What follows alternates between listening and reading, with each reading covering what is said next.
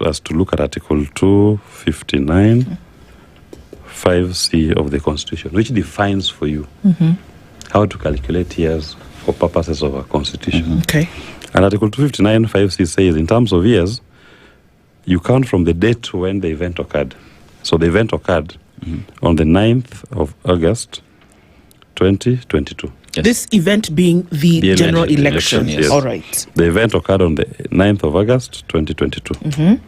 Article 259 tells you, 259 5C, it tells you that 1 year runs from the date of that event, 9th of August, 2022, and it lapses on the eve of the corresponding year. That's August 8th. That will be August 8th. 2023. 2023. That is year 1. Yes. Then year 2 will run from 9th of August, 2023 to 8th August, 2024.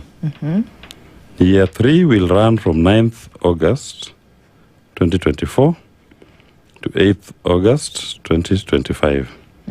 Year 4 will run from 9th of August, 2025 to 8th August, 2026. Year 5 runs from 9th of August, 2026 and ends on the 8th of August, 2027. That we agreed. Yes. So we identify our 5th year. Yes. Operative word, it runs from 9th of August, 2026 to 8th of August, 2027. Yes.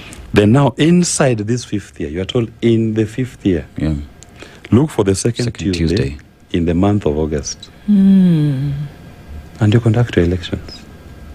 Inside the 5th. So inside the 5th year, yes, look for your second Tuesday in the month of August. Yes. And if we were following the Constitution, then that would be tomorrow. That's tomorrow. So tomorrow is elections day in Kenya, but the court recognized that IEBC may have not had in place logistical mechanisms necessary to facilitate the exercise of that election. So on its own motion, it decided, and it used the terms, that to save the stability of the nation and to avoid the country plunging into chaos, it said this declaration will take effect from 2031. But my argument is this.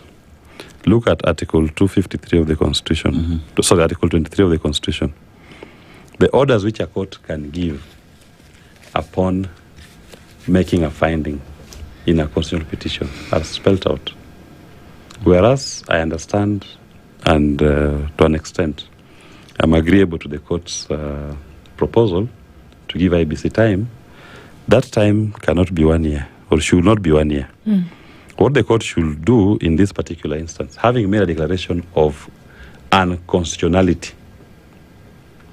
what it should do is to ask IBC that you must now comply with the Constitution within the shortest time possible.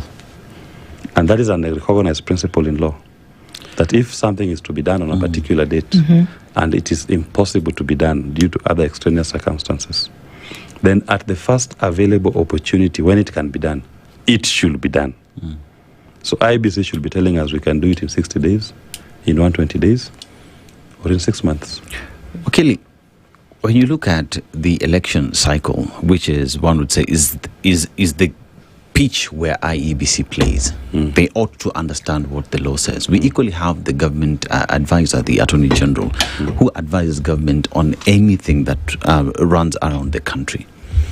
What does this say about IEBC in understanding the laws that govern its operations and ensuring that the elections that we have are free, fair, and credible? IBC, I'll call it incompetence galore. If you look at what IBC filed in court, the thrust of their argument in court was that the president and the others are elected to serve for 5 years. And my answer was very simple. Show us which provision of the Constitution says that